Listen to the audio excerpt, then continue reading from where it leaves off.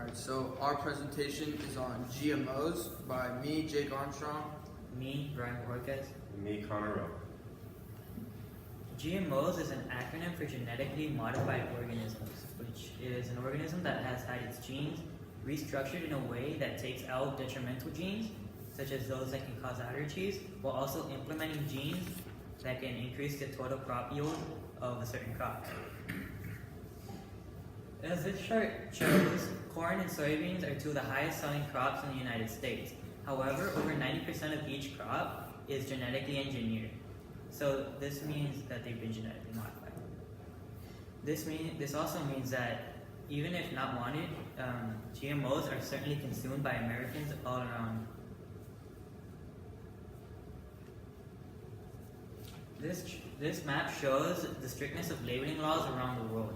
A lighter green means that there are no labeling laws, a darker green means that the laws are gradually getting stricter, and the blue means that GMOs are banned.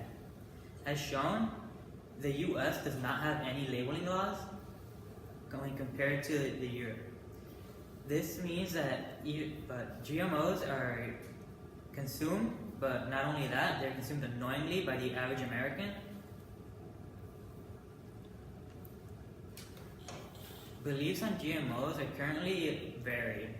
Richard Roberts, a Nobel laureate, says that GMOs are not inherent. There's no evidence saying GMOs are inherently more dangerous than regular plant breeding. However, the Institute for Responsible Technology says that GMOs have been connected to damaged organs in lab animals. This would mean that the effects of GMOs are unknown, and due to the missing labeling laws, this means that we currently have no evidence saying that people aren't harmed by GMOs. The clear problem is that people do not fully understand the extent to which GMOs affect society. Genetically modified foods have become one of the most controversial topics since they were commercially sold in 1994. Many environmental organizations and public interest groups have been actively protesting against GMOs for years. Recent controversial studies have brought the issue of GMOs to the forefront of public minds. Professor Louis Ofresco states here that the European Union differs from the most of the world in strong opposition to the use of genetically modified organisms in agriculture. As a reaction to growing concern on GMOs, many governments across the nation or across the world have taken different approaches to tackling the issue of GMOs.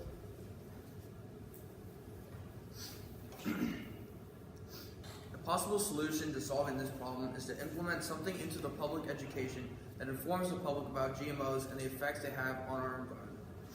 This could be implemented in all types of curriculums around the US and the world.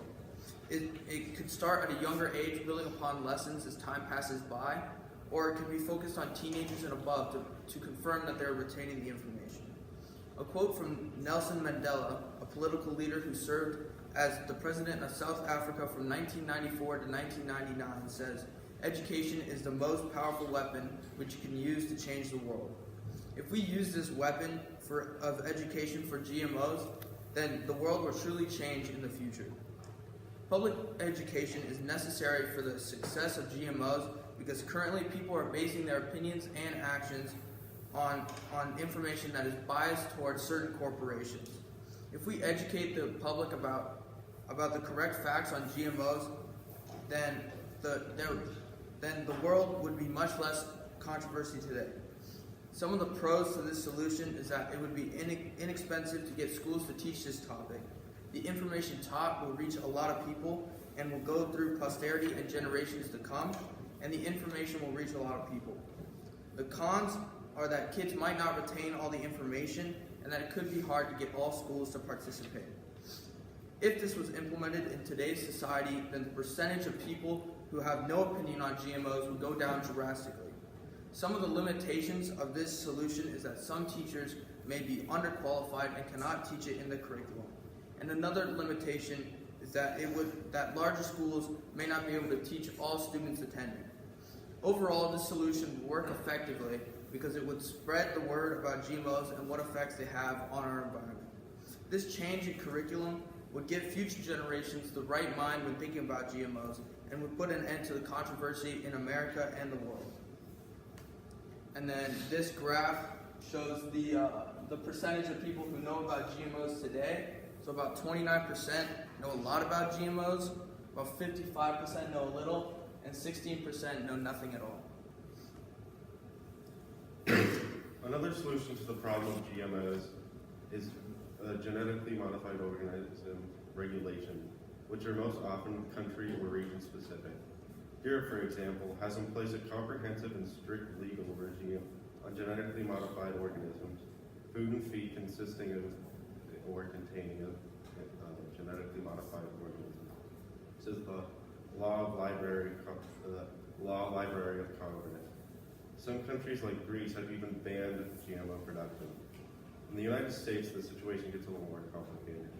Regulation of genetically modified crops in the United States is divided among three agencies: the Environmental Protection Agency, the Food and Drug Administration, and the United States Department of Agriculture. Each of these organizations regulate transgenic crops from a different perspective. Some of the pros of this solution is that it ensures a high level of protection of life. It lays down community procedures for the authorization and supervision of genetically modified food and feed, and it lays down provisions for the labeling of genetically modified food and feed. Some cons would be that it would be difficult in places like the U.S. that have multiple government agencies that have control or jurisdiction over genetically modified food regulations. Some implications would be that GMOs will be available as well regulated for human protection. The limitations would be that some of the rules and regulations would be ignored in times of crisis.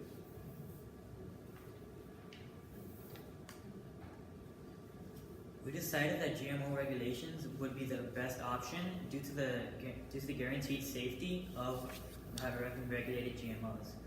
While public education would give everyone the choice as to whether or not to eat GMOs and would eventually cause people to take it upon themselves if they wanted to change GMOs.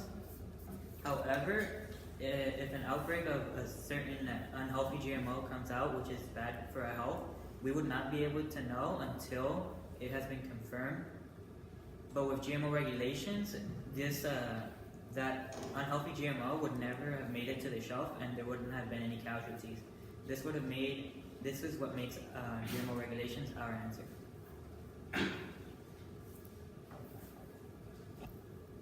Terrific, guys. You're right at 8 minutes, so good, timing-wise. Got a couple of questions for you. Okay, I'm going to work the other way this time. So, Connor, first, reflecting on your colleagues' work, specifically, which one of them had the greatest impact on how you feel about GMOs now? So I would say Jake's. He did the social lens. At first, I kind of was one of those people that had like a predominant negative connotation towards GMOs, and like thought they were like, oh, they're bad, they're changing the genes. That's not right? But reading his IRR, it kind of changed my perspective. I kind of think that GMOs might not be as bad as people think. Okay, good. Brian, in what way did you specifically improve your ability to work with a group as a result of working with this group? So while we were making our slides for this, we were working together, and we had Jake take control of most of our planning, and so it was just much easier on us. So it made me be able to follow the rules of other people, even if they're not someone who I would rate very highly, like a teacher or mentor or someone that important. It just means it gives me the ability to just be able to take other people's thoughts into consideration and work using their thoughts. Okay, good.